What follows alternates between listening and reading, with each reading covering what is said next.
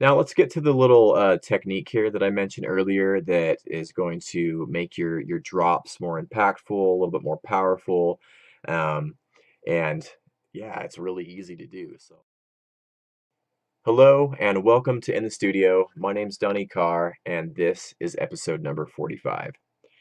Today, I've been working on the same remix I showed you just the other day. I've been working on it all day. I've advanced a lot on it, so I'm happy with my progress. It's sounding really good. I'm really happy with it. And I thought it was a great opportunity to maybe talk to you about the importance of using a reference track and how beneficial that can really be. And also, I have a very nifty little technique to add more power and impact to your drops, and it's extremely easy to implement and do. So that'll be towards the end of the video. But first, I'm going to give you a little progress update on this remix here. Um, I'm gonna play a portion at the beginning of the track because I don't want to give away the juicy parts in the middle and towards the end. So just a little update here.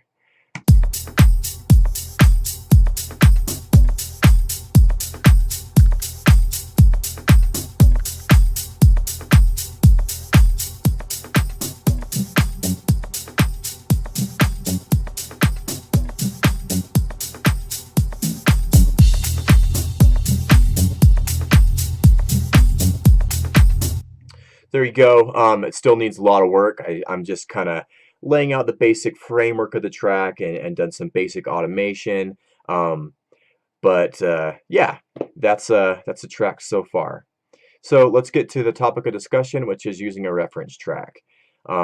It's extremely important, I feel like, to have, kind of something to work towards, something to keep you on the straight and narrow in your production process. Usually, in the beginning portions of my, production process, I have a phase where I'm just building all the parts. I'm putting together, that 8, 16, or even sometimes 32 bar loop. Mostly it's, more of like an 8, 16 bar loop that I'm eventually going to turn into a full track. And once I'm happy with that loop, then I'll save that project as a new project, which will be my arrangement phase, which I'm in right now. And that way, if I ever want to go back to the original creation process where I've built all the parts, I can go back to that stage where there's not a bunch of automation and it's just a simple loop, and I can, go back and reference that if I need to. And it's at this stage, the arrangement phase, where I'll pull in a reference track. If I don't already have one in mind, then I'll pick one out that it has a similar vibe, it has similar elements. It doesn't have to be the same key. It doesn't have to be the same tempo.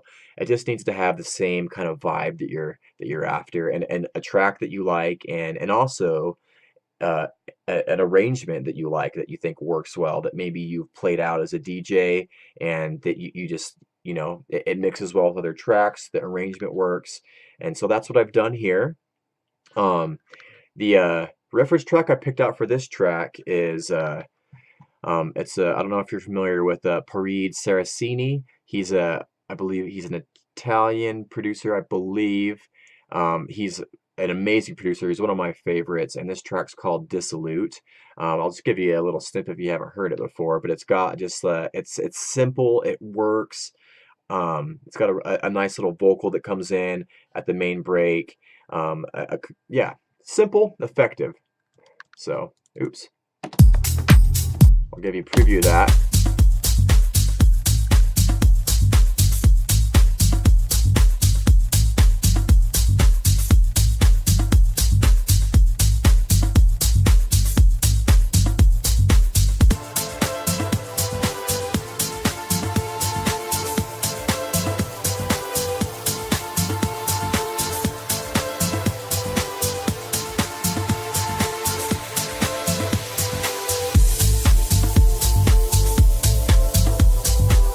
So yeah, that's just a little snippet. There's a nice little vocal that comes in. It's a really simple arrangement, but I played it out a lot when I DJ, and it just really works on the dance floor. And I thought it fit the vibe of this remix. So And not only will it help you speed up your arrangement process, it'll give you ideas of things that maybe you can implement in your arrangement, and also in the mix down phase, you can really reference against that track and compare your low end to their low end.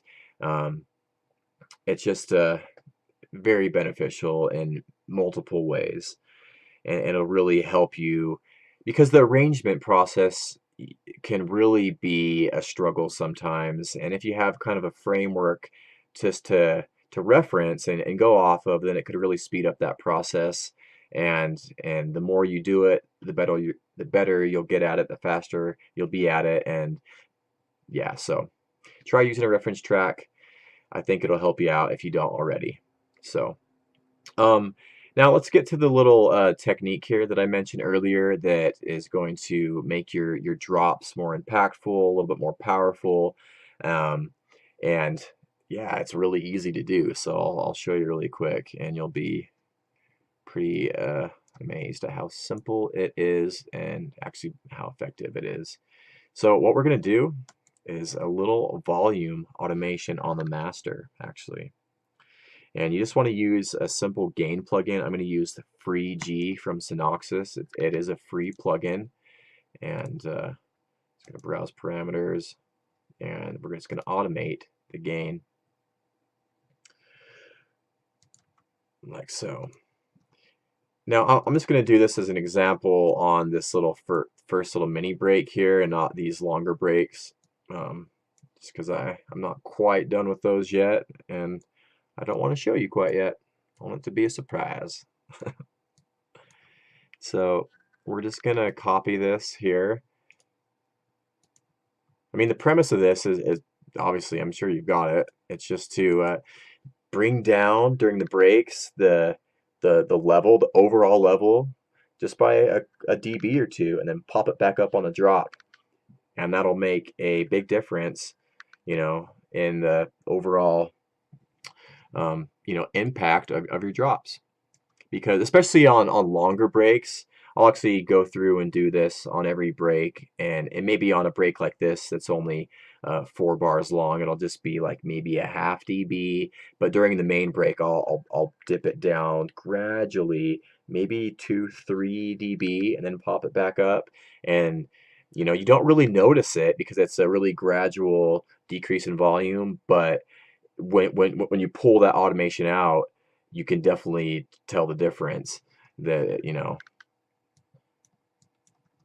So yeah, I would just do something like this. Just bring it down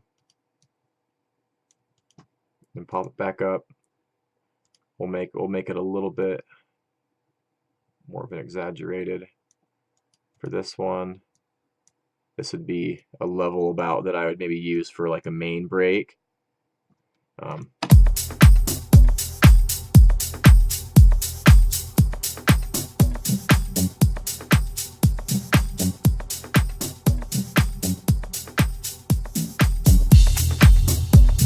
And without.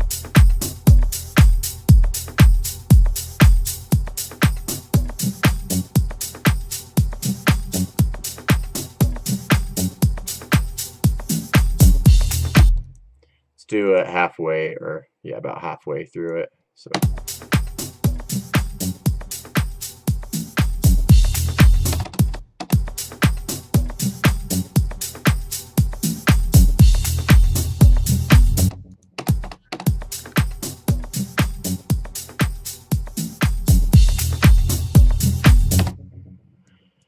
yeah, just a little tip on how to one more way to add a little bit more impact to your drops. I usually do this on every single track.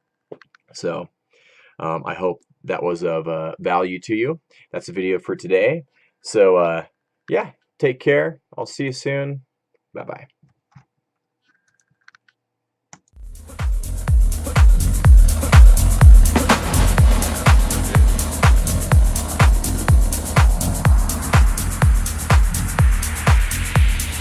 Every time we wrote a song, that was unbelievable.